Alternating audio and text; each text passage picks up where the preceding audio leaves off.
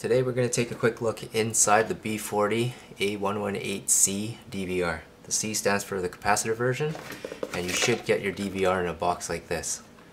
I'll put a link in the description of where I got this one, and that seller is going to sell you a genuine product. They won't sell you the A118C inside a different box other than this. If it doesn't say 118C, it's probably a clone or a fake, or an A118 battery version converted to a capacitor version incorrectly.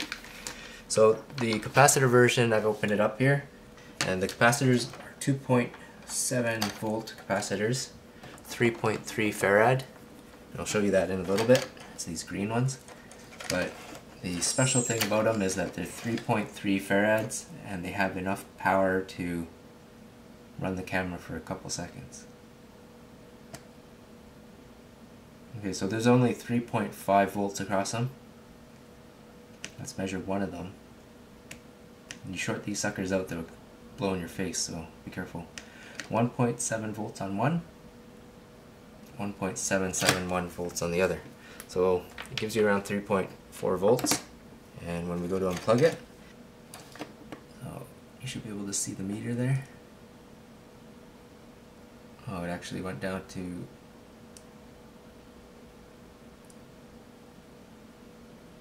1.3 volts. But that's okay, because I found a little watch battery in the back here, and I don't know if you can see that, but that's a little watch battery, and if I measure that sucker, it's going to be much higher than 1 point something volts. So it's at 2.694 volts. So no matter what the voltage of the capacitors, it's going to maintain a voltage of 2.6, and that's how the clock is saved. So yeah, we have 1 volt across the capacitors, 2.6 volts on the watch battery. It's kind of strange that it's 2.6 volts. I don't know if it's a lithium cell or... Actually, now that I think of it, I think that's a rechargeable battery of some sort. Maybe a lithium ion rechargeable. But that's probably why it has a 2.6 volt voltage. Doesn't seem like a typical nickel cadmium or lithium ion, but it's a tiny sort of storage cell, and I think it'll probably last a lot longer than if they had put a watch battery in there. That runs at it's like a silver oxide 1.55 volt.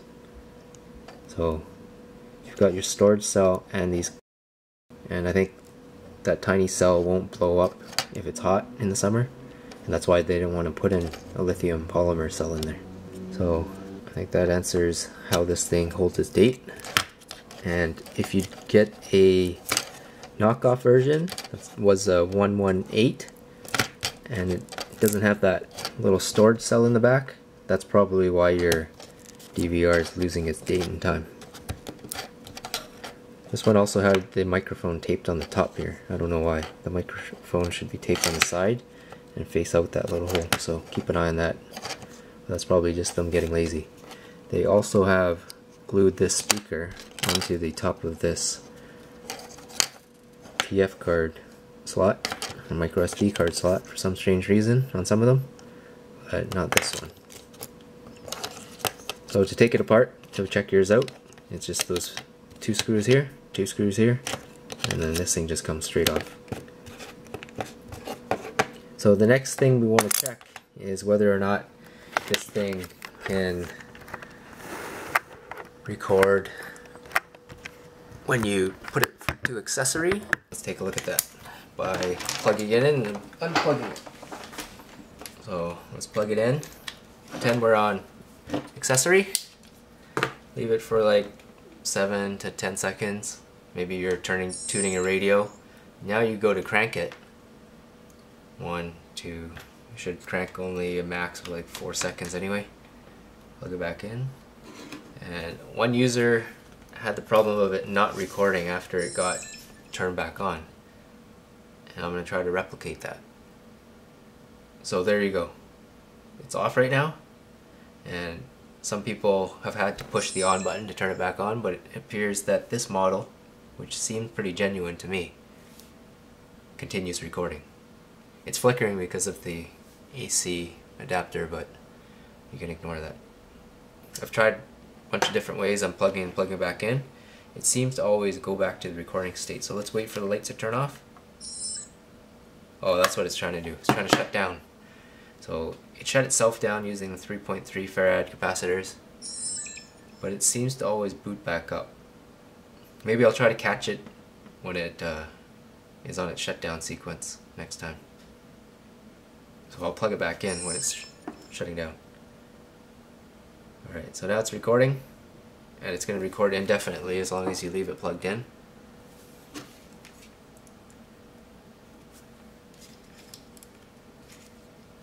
And let's unplug it, wait for it to go to its shutdown sequence when those lights start changing, or actually when the screen comes back on, and then I'll plug it back in, right there.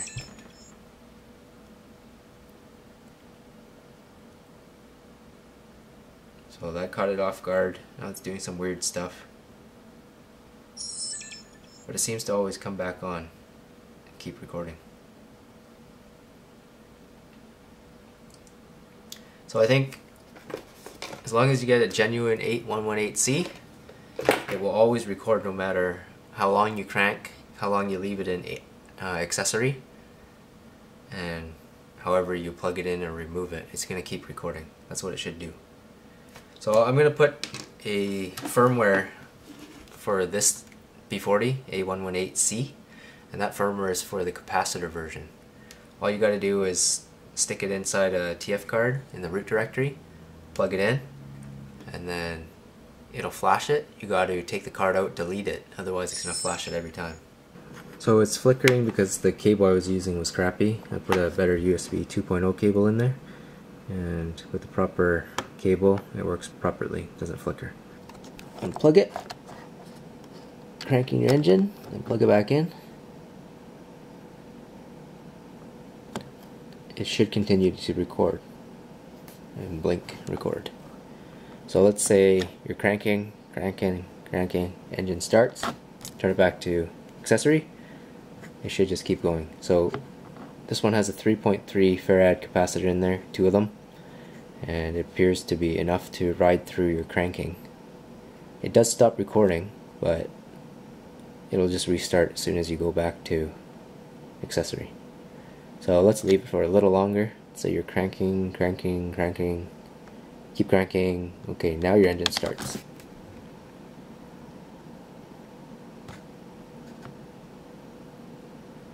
It should automatically turn back on and begin recording.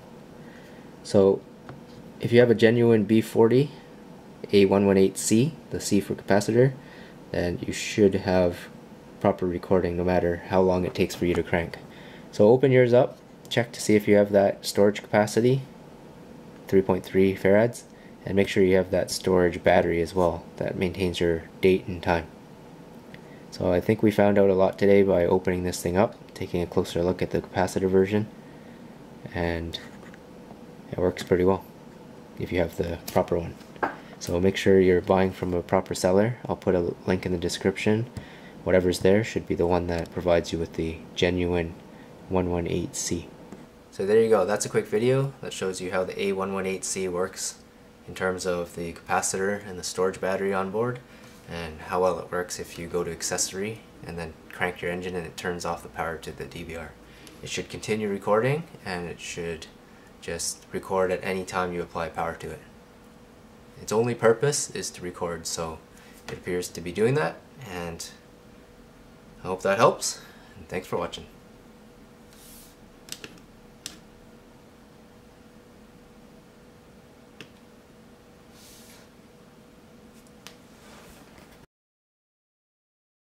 So